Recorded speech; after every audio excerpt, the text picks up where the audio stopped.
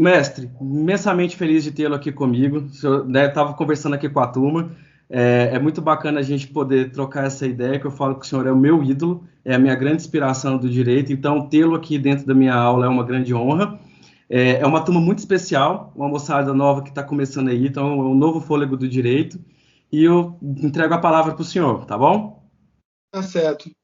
Agradeço imensamente o convite, né, do meu querido amigo Flávio, Marcos Flávio, é, e me sinto honrado em poder participar desse evento, né, falando para vocês que estão começando agora a carreira. Eu fiz agora no começo do ano, em janeiro, 35 anos de formatura. E desde o comecinho, quando eu entrei na faculdade de Direito, lá em 1981, eu tive contato com essa obra que eu vou falar para vocês hoje, né? E me apaixonei por essa obra porque ela me dava um caminho que eu achei que, se seguisse esse caminho, muito provavelmente eu me daria muito bem naquilo que eu me propunha, né, que era exercer a minha profissão, né, com bastante dignidade e ter sucesso na carreira, né? E realmente foi isso que eu constatei, né, nesses 35 anos, inspirado um pouco nessa obra que eu vou falar para vocês qual que é, imagino que tenha dado tudo certo, né? E a minha carreira realmente foi muito bacana, né?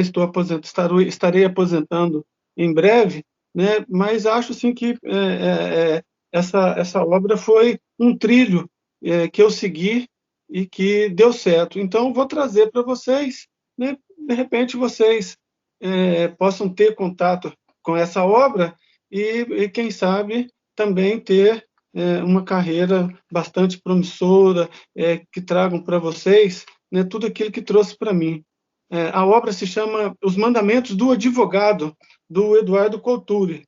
Eduardo Couturi foi um processualista uruguaio, já falecido há bastante tempo, conhecido mundialmente em razão dessa obra, chama Os Mandamentos do Advogado. E são 10 mandamentos que ele coloca nesse livrinho dele. É um livrinho bem pequenininho. Se vocês quiserem comprar, hoje eu procurei no site da Estante Virtual, tem lá livros para vender, R$ 21. Então, é extremamente barato, né? E é um livro assim que vai ser útil o resto da vida de vocês. Se vocês seguirem esses 10 mandamentos, com certeza vocês estarão trilhando um caminho seguro para o sucesso de vocês. E esses 10 mandamentos do advogado, ele fundamenta, então, quais seriam esses 10 mandamentos do advogado em 4 princípios que ele julga serem os mais importantes, né, e aquilo que tanto o advogado como as instituições do direito, se seguirem essas bases da forma que ele indica corretamente, pode ser que tenha um êxito, um sucesso. E se afastar desses 4 princípios, pode ser, e certamente o fracasso vai estar bem próximo. E quais são esses 4 princípios? Né? Então, ele disse que a advocacia, ele define a advocacia como arte, como política, como ética e ação. Sempre que a advocacia for exercida com arte, com política, com ética e com ação, né, ele entende que essa carreira será promissora. E aí, como que ele define essa arte? O Couturi, Eduardo Couturi, ele diz o seguinte: a advocacia tem suas regras que, como todas as regras da arte, não são absolutas, mas, ao contrário, ficam confiadas à inesgotável aptidão criadora do homem. Então, na medida em que você se formou e vai aplicar o direito, existe uma arte. Como que você vai aplicar? Todo dia você vai ser convocado para exercer essa arte. Dependendo de qual caminho que você segue, você pode, como você manipula essa arte, você pode atingir a excelsa dignidade que ele chama, né? Ou então você cair na extrema miséria da dignidade, no ridículo. E isso, nesses 35 anos, né, que eu tenho caminhado, eu percebo todo dia, ele diz isso mais à frente na obra dele, todo dia você é chamado para exercer a sua arte, e dependendo da escolha que você faz, como que você faz isso, né, cada um tem a forma, né, vai encontrando, à medida que vai exercendo a advocacia, vai encontrando a forma, né, de exercê-la. À medida em que você vai fazendo escolhas corretas, usando da arte da advocacia, que você vai aprender na escola, como que você vai gerenciar essa técnica toda, dependendo de como você manipular isso, né, você pode se dar muito bem e pode se dar muito mal. Fazendo escolhas políticas, aí vem o segundo fundamento, né, essa arte que o advogado vai exercer, o operador do direito vai exercer, né, vai estar sempre vinculada a escolhas. Todo dia o advogado vai ter que fazer escolhas, né? Às vezes nem sempre o cliente dele está coberto de razão, então ele vai ter que explicar para o cliente dele, né, como que vai ser todo o processo. Então essas escolhas que o advogado faz, né, no dia a dia, então ele chama esse princípio como política. Então, ele coloca a política, a advocacia, é uma disciplina da liberdade dentro da ordem. Olha como que tem sempre tem dois caminhos: liberdade dentro da ordem. Uma coisa, se você escolher a extrema liberdade, muito provavelmente você vai estar fugindo da ordem. Então, é aí que está, né, esse caráter político da coisa. São as escolhas que você faz. Então, os conflitos entre o real e o ideal. Às vezes, o cliente está querendo alguma coisa muito ideal, né, e, de repente, não é aquilo. O real é diferente do ideal dele. E a orientação que você, como advogado, vai dar para o seu cliente é uma escolha política, né? Então, por isso que é um dos fundamentos, né, do exercício da advocacia, entre a liberdade e a autoridade. São dois princípios, né, que se conflitam constantemente. Se você optar pelo caminho exclusivamente da liberdade, muito provavelmente você vai estar fugindo um pouco da autoridade, né, entre o indivíduo e o poder, né, entre todas essas questões que dependem de uma escolha. Essa escolha vai ficar na mão do advogado. O advogado é que vai fazer essa escolha. E aí entra o terceiro princípio que ele enumera, que é a ética. Então, ele coloca como ética: a advocacia é um exercício constante da virtude. A tentação passa 7 vezes por dia pelo advogado. Ele pode fazer de sua missão, como já foi dito, a mais nobre de todas as profissões, ou a mais vil, ou mais vil de todos os ofícios. Exatamente, todo dia, quando vocês começarem a exercer a advocacia, vocês vão estar diante de escolhas. Todo dia vocês terão muitas escolhas. E na minha advocacia, eu fui advogado de uma grande empresa, nunca tive como advogado menos de 4, 5 mil processos por vez. Todo dia eu tinha que tomar muitas decisões, né? Como que eu fazia isso, né? Eu podia optar por um caminho, foi o caminho que eu trilhei, ou por outro caminho, né? Então, essa advertência que ele faz é extremamente importante. Vocês vão ter que tomar um cuidado extremo no exercício da profissão, exatamente nessas escolhas. Como que vocês vão atuar? Vocês vão atuar por um caminho ético da virtude, ou vocês vão desvirtuar e vão cair por um outro caminho, né, que vai aviltar cada dia o exercício da profissão de vocês? E o último desses 4 princípios que ele põe é a ação. Então, como ação, ele define a advocacia é um constante serviço aos supremos valores que regem a conduta humana. A profissão exige a permanente serenidade da experiência e do conhecimento do princípio da justiça. Vocês vão se deparar, e é muito comum isso, inclusive quando vocês estiverem assistindo julgamentos das cortes superiores, constantemente tem esse debate, né? Se você vai fazer justiça com aquele julgamento seu, ou se você vai fazer direito com aquilo que você está trabalhando. Existe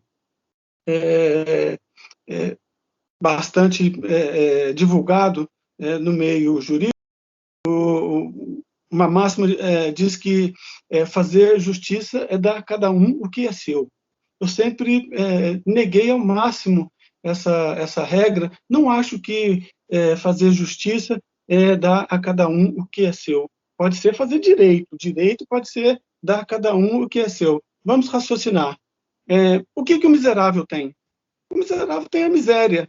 Então, fazer justiça é dar miséria a ele? É dar a cada um o que tem? O desgraçado. O que o desgraçado tem? O desgraçado tem a desgraça. Então, se eu der para o desgraçado o que ele tem, o que eu estou dando para ele? Eu estou dando a desgraça. O infeliz, o que ele tem? Ele tem a infelicidade. Então, se eu der para ele a infelicidade, eu estou fazendo justiça? Não. Então, eu nego. Eu sempre neguei esse valor, né, de que fazer direito é dar a cada um o que é seu. Isso é fazer direito, né? Fazer justiça é muito mais do que isso. Fazer justiça, a gente tem que superar tudo isso, todas essas máximas, né, que vêm lá do direito romano, realmente atingir um nível que possa nos trazer uma coisa muito superior a isso. A simples regra, dar a cada um que é seu, para mim, nunca foi uma regra que tivesse um valor extremo. Quem dá a cada um o que é seu, faz direito, porque a lei fala que o juiz tem que dar a cada um o que é seu, né, dentro da regra do direito. Só que o juiz que pensa o direito, como o Eduardo Couture pensa, e lá no finalzinho nós vamos ver, né, fazer justiça é um pouquinho diferente do fazer o simples direito, né? Nós temos no Brasil milhares de faculdades de direito, mas não temos faculdades de justiça, né? E talvez seja por isso, né, que nós estamos caminhando, né, para esse caos que nós estamos vivendo hoje, com quase 200 milhões de processos, ou 100 milhões de processos, né, tramitando na justiça, né, quase 100 milhões de processos tramitando na justiça, um processo para cada 2 brasileiros. Né? Por quê? Porque nós, desde a Constituição de 88, foi quando eu comecei a minha advocacia assim, com maior quantidade. Eu me formei em 85, fiquei 86, 87, em 88 eu comecei a exercer em grande quantidade. Mas nesses 2 anos eu fiquei me preparando, estudando, né? Era um pouquinho diferente do que é hoje.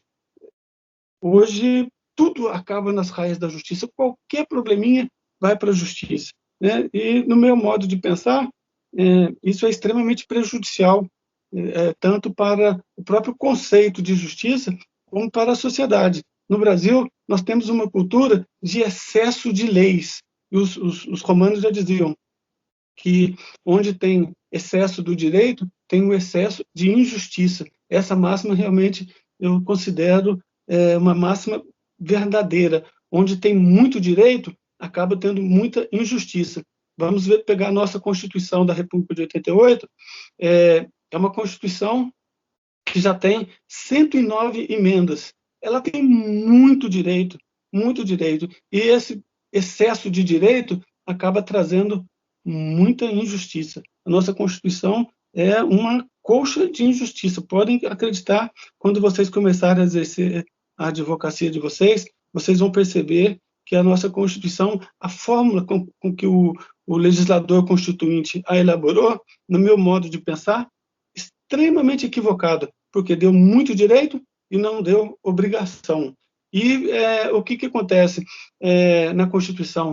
O Constituinte sempre deu um direito através do caput de um artigo de lei, e num inciso ele tira, em 2 incisos ele tira, em 3, em 4, em 5, em 6, ele tira tudo que ele deu no caput, ele tira num inciso logo abaixo. Então, na verdade, é uma Constituição, a Constituição de 88 é uma Constituição que veio para enganar. Ela engana o tempo inteiro. A nossa Constituição de 88, ela engana o tempo inteiro. Você lê o artigo e fala, nossa, que bacana, eu tenho esse direito. Aí, quando você vai ler os incisos, os parágrafos, você vai vendo que você não tem tanto aquele direito como você imaginava quando você leu o artigo. Então, essa forma de fazer lei no Brasil, em excesso, nós temos leis em excesso, acaba que nos prejudica a todos. As pessoas entram na justiça de forma a acreditar que o seu direito está garantido, e o que acontece? Quando ela entra, o advogado do autor entra invocando o caput, e aí entra o advogado do réu invocando os 10 incisos seguintes ao caput que retiram do autor todo aquele direito, né? E aí nós ficamos com esses 100 milhões de processos, que muitos deles acabam por ficarem 20 anos na justiça. Constantemente eu julgo os processos que estão na justiça há 20 anos. E isso desacredita qualquer sistema jurídico. Impossível um sistema jurídico ser acreditado, né, com um processo que dura 20 anos. Não pode. Né? Um processo criminal dura 5, 6, 10, 15 anos. Né? Para vocês terem um exemplo que está aí vivo, aí, ó, o exemplo do Lula, quantos anos já está o processo dele aí? Até hoje não terminou. Quando que vai terminar esse processo? Né? Então, esse excesso de estrutura do Poder Judiciário, 4 instâncias, recursos, mais recursos intermináveis, isso não é fazer justiça. Né? Isso está na regra do direito, né? Mas não é fazer justiça, com certeza não é. Né? Bom, em cima desses 4 princípios, são os basilares da forma como ele encara o exercício da advocacia. Aí ele, então, cria esses 10 mandamentos do advogado, que se vocês seguirem, como eu tentei seguir a minha carreira inteira, né, nesses 10 mandamentos, com certeza vocês vão estar coroando a carreira de vocês do que tem de melhor na advocacia. Vocês vão ver como que é bacana ser advogado. O primeiro desses mandamentos que ele enumera é estuda. Primeiro mandamento, estuda.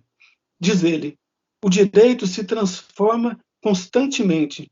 Se não seguires seus passos, serás a cada dia um pouco menos advogado. Eu tenho colegas que formaram comigo em 1985. 5 anos depois, eles me disseram, tudo que eu aprendi, eu perdi, porque mudou tudo. Eu não advoguei nesse tempo todo. Para mim, não teve mais utilidade nenhuma a escola que eu fiz. E é verdade. O direito, principalmente no Brasil, com esse excesso de legislação que nós temos, ele se transforma a cada dia. Não só na legislação, na jurisprudência, tudo. O direito está em constante transformação. O que era ontem não é hoje. Tá? Então, vocês têm que estudar o tempo inteiro, tá? Até vocês se aposentarem. Depois de aposentarem, se vocês quiserem continuar ainda com algum conhecimento de como funcionam as coisas, tem que estudar. Tá? E tem que ler muito para estudar. Para estudar, não tem como achar que vai ser um advogado só lendo alguma coisinha pela internet, né? Ou copiando alguma coisa de algum colega, ou alguma coisa que já está escrita, alguma petição, né? Tem que estudar. E aí que vem a arte, né? A arte, para você exercer a arte, qual o caminho que você vai adotar para a solução daquele problema que o cliente vai te trazer, né? Você tem que conhecer todas as possibilidades. É como um xadrez. O processo, principalmente no Brasil, né, é um xadrez. Você tem muitas saídas, muitas jogadas que você pode utilizar durante a tramitação desse processo. Né? O processo no Brasil é um jogo de xadrez, com certeza. Né? Então, para você se sair bem em cada um dos processos, levar o seu cliente, né, a satisfação que ele deseja quando te procurou, né, você tem que estudar. Se você não estudar, não adianta que não vai sair muita coisa boa, né, do seu exercício. Então, quem quer ser um bom advogado tem que estudar e ler. Né? Olha aí atrás quantos livros, né, quantas, né, e eu tive sempre comigo, né, a preocupação, desde o comecinho, quando entrei na Faculdade de Direito, que eu tive contato com essa obra, tá, de ler obras boas. Né? Eu sempre recusei a ficar perdendo tempo com um livro de segunda categoria, esses livros menos importantes. Pega um clássico, uma leitura que você faz de 10 páginas do Ponte de Miranda, né, que é um dos clássicos da nossa literatura, vale 5 livros, né, desses não tão clássicos como o Ponte de Miranda. Né? A mesma coisa Nelson Hungria. A gente lê Nelson Hungria, você pega, o livro foi escrito em 1940, tá? É mais atual que muita coisa que está escrita hoje aí. Né? Por quê? Porque são os clássicos. Os clássicos sempre vão trazer para vocês uma carga de conhecimento que já vem de muito. Esses grandes autores, para chegarem nesse reconhecimento que eles tiveram, né, foram muitos anos de estudo. Né? E hoje, infelizmente, as editoras abriram para qualquer uma pessoa acaba de formar, já publica um livro, e aí o que acontece? Então, nem sempre, né, tem essa carga da experiência que os clássicos trazem. O segundo mandamento que o Couturi nos coloca nesse livro dele, que é um clássico do direito, vendido no mundo inteiro, traduzido para diversos idiomas, né, os 10 mandamentos do advogado. O segundo mandamento, ele fala, pensa. O direito se aprende estudando, mas se exerce pensando. É um mandamento que a gente verifica no dia a dia como que é diferente o que está escrito ali na lei, né, e o que o advogado é capaz de criar, né, em cima daquilo, né, do conhecimento que ele tem, da arte que ele tem, né, pensando. Né, o direito a gente aprende estudando, mas o exercício dele, né, é pensando. Então, o pensar é fundamental para o exercício da profissão. O terceiro mandamento que ele estabelece para nós é que a advocacia é uma árdua fadiga posta a serviço da justiça. A gente nunca deve esquecer isso, né, que fazer direito é uma coisa, fazer justiça é outra coisa bem diferente. Então, a advocacia, quando vocês forem exercer a advocacia, pensem na justiça. Tá? Vocês vão fazer o direito, né, mas pensem na justiça. Quando eu estava no primeiro ou segundo ano, acho que foi o primeiro ano da faculdade de Direito, o professor indicou essa obra, ele falou o seguinte, na profissão de vocês, vocês vão se deparar muitas vezes com essa situação que vocês vão ter que optar, vou fazer direito ou vou fazer justiça? E a primeira regra que eu ensino para vocês, disse esse professor, a regra prática é o seguinte, quando vocês entrarem com a primeira ação de despejo, né, que o cliente de vocês for o proprietário do imóvel, e vocês entrarem com a ação de despejo, vão lá assistir o drama que é se você colocar uma pessoa, né, um inquilino que não pagou aluguel, né, para a rua, para fora, com as crianças, com os filhos, com a família toda, né, ser colocada toda a mudança em cima do caminhão. Vão lá e assistam, né, presenciam. Vocês não precisam presenciar todas as ações de despejo que vocês forem fazer, mas a orientação que ele nos deu naquela época foi o seguinte, vai assistir a primeira. E eu fui. Então, não foi exatamente uma ação de despejo, foi uma ação de reintegração de posse. Né? E aí você verifica e sente na pele, né, o quão é difícil, né, essas escolhas que a gente faz. Você tem que caminhar muitas vezes, né, pelo caminho do direito, muitas vezes pelo caminho da justiça. Sempre você faz a opção, eu sempre fiz essa opção pelo caminho da justiça, mas às vezes o seu cliente né, ele tem um direito. Ele tem um direito, por exemplo, né, de ter a reintegração da posse do, do imóvel. Você vai lutar pelo direito dele, né? Mas você nunca pode esquecer da justiça. Como que você vai fazer isso? Você vai simplesmente colocar aquela família para fora de uma forma desumana ou de uma forma humana? Como que você vai fazer isso? Então, aí que está a beleza do exercício da advocacia. Existem muitas fórmulas de você encontrar a solução para o problema. No nosso direito, então, com tantas regras que tem, existem milhares de fórmulas para você encontrar uma solução, né? E aí que está a beleza do direito. Você pode encontrar apenas uma regra do direito e pode também encontrar uma regra de justiça, né? Então, na primeira ação de despejo, que na verdade não foi despejo que eu fiz, foi reintegração de posse, né, que é muito parecida, né? Eu fiz a reintegração de posse, mas coloquei lá o caminhão, coloquei toda a estrutura possível, né, para que fosse a coisa mais humana, né, porque a gente não pode esquecer nunca, né, que do outro lado existe uma pessoa, né? A gente não pode tratar o outro como um inimigo, o outro é sempre uma pessoa. A quarta regra, mandamento, né, que o Culture nos ensina, é luta. Teu dever é lutar pelo direito, mas no dia em que encontrares em conflito o direito e a justiça, luta pela justiça.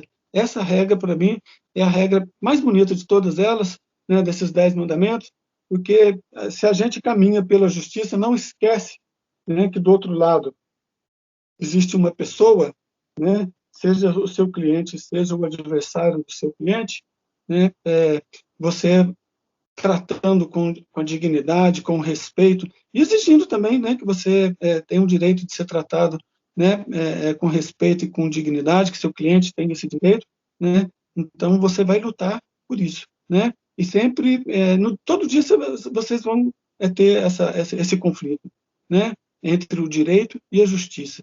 Então, a regra que ele nos ensina é luta pela justiça.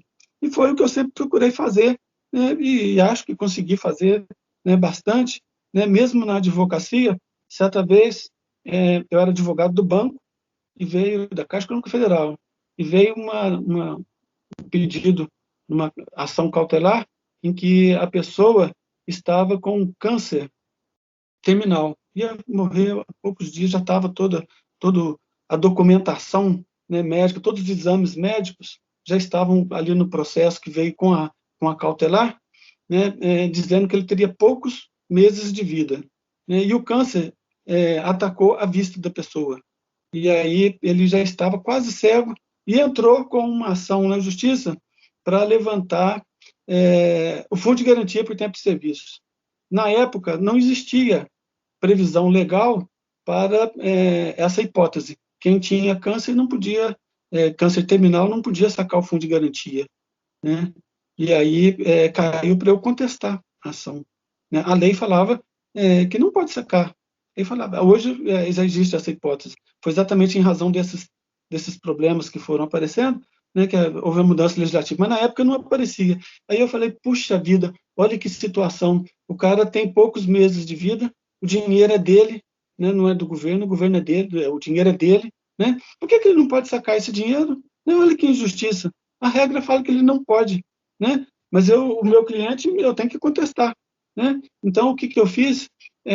Eu falei, vamos colocar na mão de Deus para ver o que Deus fala. Aí abri a Bíblia, né, que estava próximo de mim, e aí caiu exatamente numa página da Bíblia que falava uma passagem, né, que Jesus com os seus apóstolos, era sábado, era dia santo, os judeus não trabalhavam, né?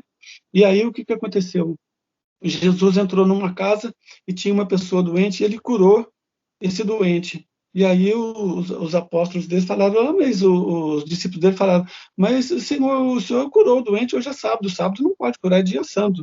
Aí ele falou, então se a vaca cair no brejo, tá certo, você não vai socorrer só porque é dia santo? Não, a regra tem que ser interpretada com justiça, né? Você vai salvar a vaca que cair no brejo, você pode curar, né? Desde que aquilo que você está fazendo, né, é sublime, né? E aí eu falei, puxa vida, olha que bacana, eu abri a Bíblia em vez de procurar no código uma saída, eu fui procurar na Bíblia e olha o que me apareceu, né? Me apareceu essa regra. Aí eu citei nessa regra na introdução da minha contestação, né? Coloquei essa passagem bíblica, né? E contestei, né? Eu exerci o direito do meu cliente. A lei falava que não podia sacar. E aí, né, o que aconteceu com o juiz? O juiz recebeu a contestação, a decisão dele simplesmente transcreveu, né, aquele trecho inicial da minha contestação e liberou o dinheiro, né? E aí deu a liminar, o cliente sacou o dinheiro, depois já não tinha mais nada que fazer, recorreu, né, recorri, né, apenas para exercer a minha obrigação processual, mas a justiça quem fez foi o juiz, né? Por quê? Porque ele liberou o dinheiro, depois de liberado o dinheiro, vai fazer o quê? Né? Então, aí que está a beleza. Você todo dia tem essas saídas. Né? Então, você tem que sempre lutar por aquilo que você acha que é justo. Né? Mesmo aplicando regra de direito, você luta por aquilo que é justo. O quinto mandamento que o Couture nos ensina é ser leal. Leal para com teu cliente, a quem não deves abandonar, até que compreendas que ele é indigno de ti. Leal para com o adversário, ainda que ele seja desleal contigo. Vocês vão ter muito disso, tá? O adversário acha que você é inimigo. Não é, é só ali no processo que vocês estão, né, de lados opostos, mas não é um inimigo. Seja leal para com o juiz, que ignora os fatos e deve confiar no que tu lhe dizes. E que, quanto ao direito, alguma vez deve confiar que tu lhe invocas. Então, o juiz não conhece os fatos, você que vai trazer como advogado, que vai trazer os fatos a ele. Né? Então, ser leal com o juiz. Né? Isso é bacana, você não precisa mentir, não precisa ficar inventando teses e mais teses, inventando fatos, né, que não condizem com a verdade. Você está sendo desleal com você, desleal com o juiz, desleal com tudo, e isso vai ter um preço. Tá? Quando você começa a fazer tudo isso, você vai reparar que tem. E na minha advocacia, no exercício da minha magistratura, eu percebo isso todo dia. Tá? O advogado leal, tá? Ele se dá bem a todo instante. Né? Aquele que é desleal, sempre ele se dá mal. O sexto mandamento, tolera. Tolera a verdade alheia, na mesma medida em que queres que seja tolerada a tua. Vocês vão deparar, né, a vida do advogado é sempre uma vida de embate. Toda hora você vai estar defendendo uma tese e, do outro lado, um outro advogado, ou um promotor, ou o próprio tribunal, ou um juiz, vai estar com uma tese diferente. Respeita a tese dele, não custa nada, tolera a tese dele. Você pode não concordar, recorre, você exerce o teu direito, o direito do teu cliente, mas respeita, né, e tolera a verdade dele. Um dia a sua vai prevalecer, outro dia a dele vai prevalecer. O importante é que disso tudo, tá, você não se torne uma pessoa intolerante, aquela pessoa que não aceita nenhuma verdade que não seja tua, né? E a verdade, a gente sabe disso, ela não é nem minha, nem sua, nem de ninguém. A gente tem que estar sempre procurando. Às vezes você acha que a verdade está com você e ela não está com você. A verdade, às vezes, não está com o juiz, não está no tribunal. Né? A verdade, a gente está sempre procurando. Né? O sétimo mandamento que ele nos coloca é: tem paciência. O tempo se vinga das coisas que se fazem sem a sua colaboração. Então, tudo vai acontecer no seu tempo. Não adianta vocês quererem passar a carroça na frente dos bois, como se diz lá na minha terra, no sul de Minas, né? Tudo tem o seu tempo para acontecer. Então, tem paciência, estuda agora, que é a época de vocês estudarem, estuda, tem paciência. O comecinho da carreira de vocês vai ser muito difícil, porque vocês vão estar entrando no mercado, né, que hoje o Brasil sozinho tem 1/3 dos advogados do planeta Terra. Tá? Nós temos no Brasil mais da metade das faculdades de direito do planeta Terra. Então, vocês vão entrar num mercado disputadíssimo. Tá? Então, vocês vão ter que ter paciência, muito mais do que eu tive. Quando eu me formei, em 1985, Minas Gerais tinha 19 faculdades de direito. Hoje, na região metropolitana de Belo Horizonte, tem 35. Só na região metropolitana. Eu nem sei quantos tem. Deve ter mais de 100 em Minas Gerais. Mas quando eu me formei, há 35 anos atrás, tinha 19 faculdades de direito. Né? Então, para vocês, a paciência, o exercício da paciência vai ter que ser bem maior do que eu tive. As coisas não vão acontecer, vocês formam num dia, no outro dia vocês vão estar exercendo a advocacia, arranjando um emprego bacana, passando num concurso de promotor, de juiz, ou qualquer que seja o concurso, né? Tem que ter paciência. E mesmo no exercício da profissão, é assim, alguns processos, eu julgo, eu falei com vocês no comecinho, né? 10, 15, 20, às vezes até mais anos. Tá? Então tem que ter paciência. O 8º mandamento do advogado, que ele nos coloca, é o seguinte: tem fé. Importantíssimo isso. Tem fé no direito como o melhor instrumento para a convivência humana e na justiça como destino normal do direito, na paz como substituto bondoso da justiça e, sobretudo, tem fé na liberdade, sem a qual não há direito, nem justiça, nem paz. Então tem que ter fé. Todo dia a gente enfrenta situações que a gente chega em casa e fala, meu Deus do céu, como que a gente pode presenciar uma situação dessa? E às vezes a gente perde um pouquinho a nossa fé que possamos encontrar uma sociedade melhor. Mas a gente não pode perder essa fé. E na lida de vocês, tá? Todo dia vocês vão ter isso, tá? Seja a lida no direito civil, seja dentro do direito civil na família, que tem muitos problemas muito complicados, né? No direito criminal, não pode perder a fé, tá? E principalmente de que no final vai prevalecer a justiça e a liberdade. Nunca percam a fé. O 9º mandamento esqueça. Regra importantíssima essa. E talvez uma das mais negligenciadas pelos operadores do direito, o esquecimento. A advocacia, diz ele, é uma luta de paixões. E como é luta de paixões? Se em cada batalha fores carregando na tua alma de rancor, sobrevirá o dia em que a vida será impossível para ti. Concluído o combate, ouvida tão prontamente tua vitória como tua derrota. Esquecer é fundamental. Você vai perder hoje, amanhã você vai ganhar, e vai ser isso, a vida inteira. Você não vai ter uma carreira só de vitórias. Nenhum advogado, e podem chamar de mentiroso por minha conta, aquele advogado que fala eu nunca perdi uma causa, certo? Isso não existe, tá? Não existe, isso é folclore, tá? É um mentiroso, tá?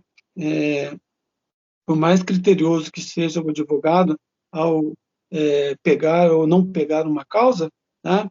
Ele não sabe o que o juiz pensa sobre aquilo, o juiz pode ter um pensamento totalmente equivocado, o juiz pode estar atuando totalmente contra o direito, e a gente vê toda hora, né, isso acontecer. Então, dizer que nunca perdeu uma causa, ou que perdeu uma causa é desonroso, isso não é verdadeiro. Tá? Então, esqueça. Ganhou ou perdeu, tá? Tanto faz, esqueça a vitória, esqueça a derrota, esqueça a paixão. Justiça, tá? E paixão não se combinam muito, não. Tá? Então, e a advocacia com paixão, tá? A gente tem que exercer paixão, o exercício da nossa profissão. Agora, não da causa. Você não pode estar apaixonado pela causa. O advogado que se apaixona pela causa, tá? Ele causa bastante prejuízo. Tá? Por isso que meus professores na faculdade de Direito sempre orientavam: nunca advoguem em causa própria. Tá? O advogado em causa própria, ele se apaixona pela causa, porque a causa é dele, é o direito dele. Tá? E eu tive essa experiência pessoal, advoguei em causa própria, tá? E foi desastroso. Tá? Foi desastroso, porque você não aceita, né, a decisão contrária aquilo que você tem convicção de que é o correto, né? Então, eu não segui esse fundamento, esse mandamento à risca, né? Na maioria das vezes eu contratei outro advogado quando preciso, né? Mas teve uma vez que eu advoguei em causa própria, né? Eu falei, não, eu vou fazer isso porque eu acho que é uma situação mais complexa e deu errado, tá? Então, esqueça essas lutas do dia a dia, tá? Exerça a paixão pela profissão, não pela causa. E o último mandamento, né, lindo esse mandamento, ama a tua profissão. Trata de conceber a advocacia de tal maneira que no dia em que teu filho te pedir conselhos sobre seu destino ou futuro, consideres uma honra para ti propor-lhe que se faça advogado. Hoje, normalmente os pais, inclusive eu fiz isso com os meus filhos, né? Eu deixei eles escolherem. Escolhe o que vocês quiserem, né? Procurem a felicidade. Não vou falar para vocês, vai ser advogado porque é ótimo, tal. Não, tá? Eu acho que foi né, um pequeno desvio desse fundamento, né? Não siga a profissão de advogado, que vai ser uma honra, tal.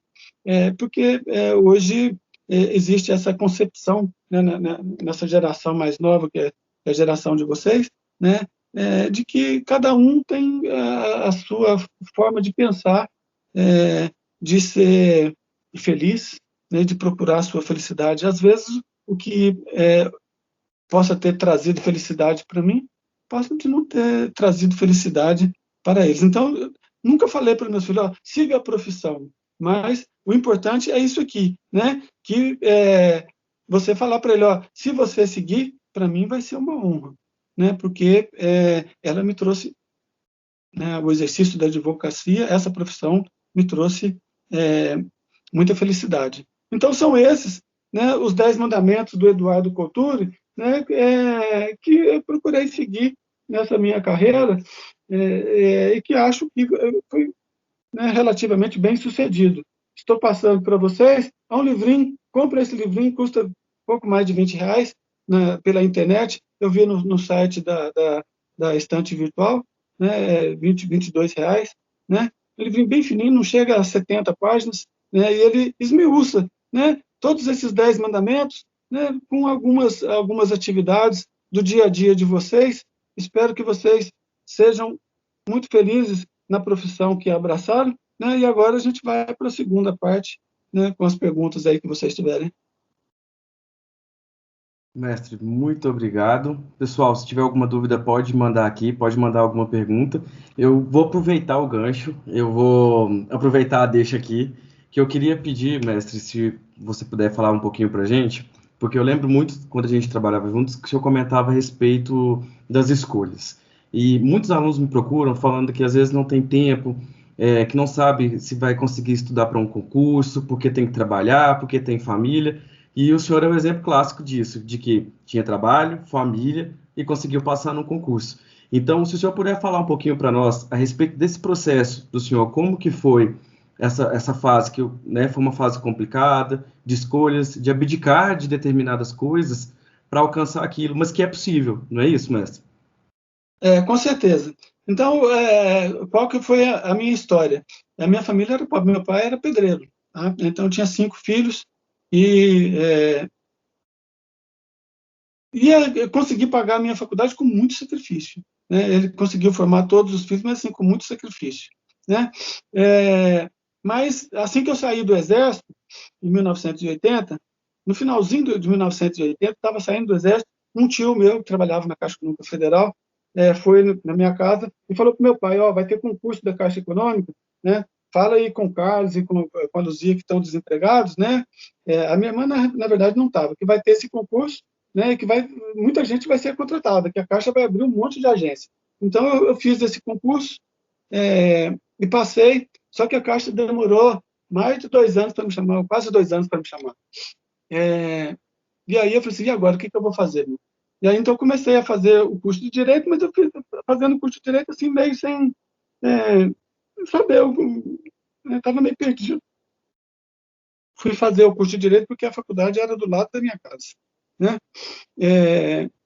E aí, no primeiro ou no segundo ano, acho que não lembro mais se foi no primeiro ou no segundo, mas eu lembro que foi no começo do curso, teve uma palestra no mês de setembro, que foi dada pelo doutor Aristóteles Ateniense, que morreu agora recentemente. Ele era chefe do departamento jurídico da Caixa Econômica.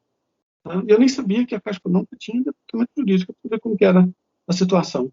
Aí, quando ele foi lá e falou assim, eu sou o chefe do departamento jurídico da Caixa, eu tinha acabado de entrar na Caixa Econômica, eu falei, nossa, que bacana isso, tem departamento jurídico, de repente eu consigo chegar na carreira de advogado da Caixa, então vou estudar, né, vamos ver o que dá. Só que eu passei nesse concurso e fui trabalhar numa cidadezinha a 80 quilômetros da minha terra, onde eu morava, né, e a estrada era muito ruim, muito perigosa. E tive que trancar a matrícula da faculdade, porque viajar todo dia, toda noite, né, saía mais de 6 horas da tarde do emprego para chegar às 7 horas na faculdade, era impossível, né?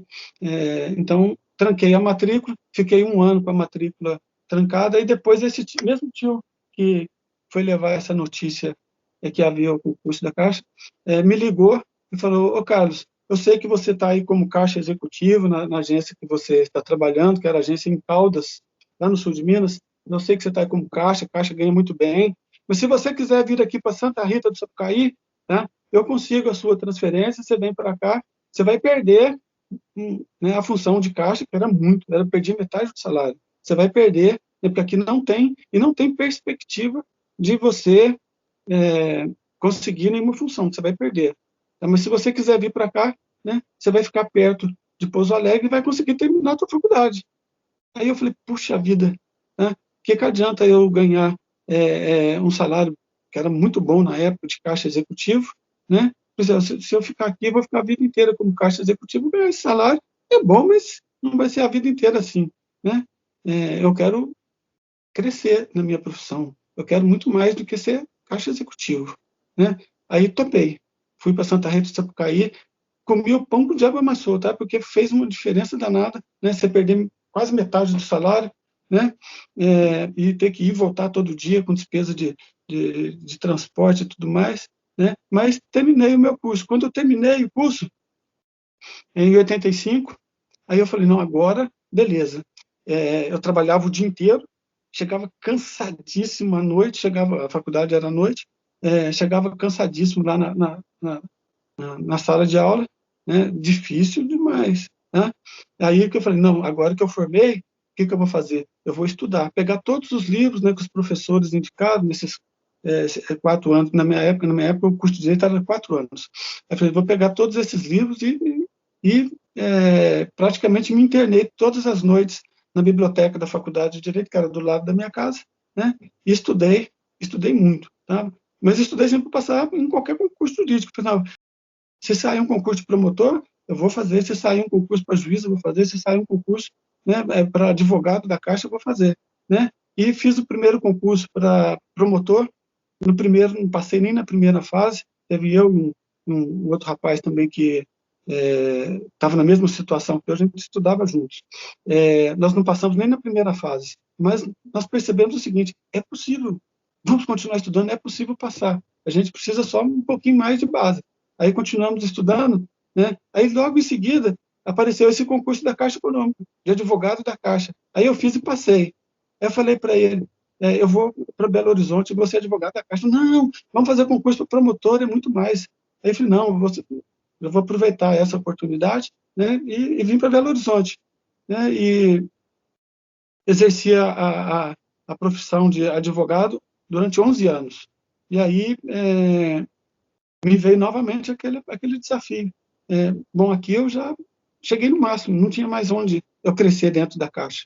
Tá? Ali eu já tinha conseguido tudo. Né? Cheguei ao patamar máximo, que era o grau 96, lá, o número 96, que está ali sendo, meu salário não ia ser mais nada. Nunca, né? Parei ali. Não, agora eu tenho que procurar outra coisa. Aí comecei a reestudar tudo de novo, porque a gente exerce a advocacia, era a advocacia empresarial, E aí esquece, por exemplo, direito penal. Como é que eu vou fazer concurso para juiz, para promotor, sem ter exercido, né, o direito penal? Aí comecei a estudar tudo de novo. Peguei os livros, tudo, comprei tudo, formei nova biblioteca, estudei, comecei a fazer um monte de concurso de novo, até passar. Então, a vida é assim, tá? A gente tem que ter paciência e tem que ter perseverança. Estudar, abraçar o que a gente quer, tá? Com vocês vai ser assim. Hoje, o defensor público geral do Estado chama Gério Patrocínio. Tá? Quando eu entrei na magistratura, eu exerci a minha magistratura ali no Juizado Especial de Relações de Consumo, que funcionava aqui em Belo Horizonte, na Rua Curitiba. E o estagiário meu era exatamente esse Gério Patrocínio. Né? Hoje ele é defensor público geral do Estado. Olha que bacana. Né? Ele foi meu estagiário, da mesma forma que o Flávio, que está aí, ó, foi meu estagiário, está aí. Ó, né? Então, aparecem oportunidades, muitas, mas essas oportunidades aparecem para quem está preparado. Então, tem que ir se preparando desde agora, né? E tem que ter paciência. Né? Uma hora essa oportunidade vai aparecer, mas quando ela aparecer, você tem que estar preparado. É isso, a mensagem que eu trago para vocês é esse. Então, esses 10 mandamentos, se vocês começarem a meditar sobre eles desde agora, compra esse livrinho, vai lendo, né? Dá para ler esse livrinho em 3 horas sentado, você lê 3 vezes o livro. É um livrinho muito facinho, né? Super bacana, com orientações, né? Para o exercício da profissão. Vocês vão se dar bem. Meu amigo, muito obrigado pela participação, por ter tirado um pouquinho do tempo, igual tá naquela correria, igual, né, justiça eleitoral aí, essa época de eleição, tá cooperando lá, então acredito que fez a diferença aqui, vai ajudar pra caramba o pessoal. Pessoal, alguém tem alguma dúvida, alguém quer fazer alguma pergunta? Tá tranquilo? Aproveita. Tudo quanto é essas oportunidades, eu fazia pergunta para tudo.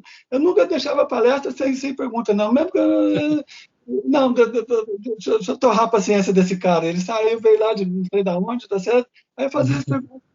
É bacana, meu, tá certo?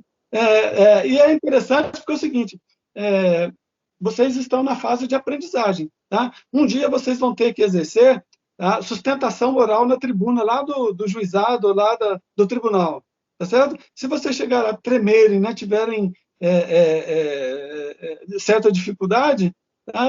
É uma coisa. Agora, se vocês treinarem aqui, não, vou perguntar para o juiz, vou fazer uma pergunta aqui, tá certo? Então, você treina perder esse medo. É natural, todo mundo tem medo, todo mundo tem tudo que vocês acham né, que é uma barreira, não é só para você, todo mundo deve passar por essa barreira. Né? E o momento mais propício para vocês superarem essa barreira é agora. Façam perguntas, tá certo? Mesmo que não seja aqui, mas lá na sala de aula, tá? Desenvolvam essa capacidade de questionar, você está sempre questionando a pessoa, de se desinibir, principalmente em público, né, de fazer esse tipo de manifestação, tá? Porque o exercício da advocacia, gente, tá? Se dá bem quem tem oratória, quem tem essa desinibição. Quem fica quietinho lá num cantinho, perde tudo. Então, espero que vocês façam essa revolução que precisa ser feita. Certíssimo. Mestre, muito obrigado de todo o coração. Agradecer imensamente aí nessa correria. Estamos de plantão aí, né? Mas participar, trocar essa ideia com o pessoal, tenho certeza que foi muito especial para todo mundo. Então, minha gratidão aqui, meu abraço. Obrigadão, viu? Certinho? Grande abraço. Eu que agradeço. Tudo de bom. Obrigadão, mestre. Um abraço.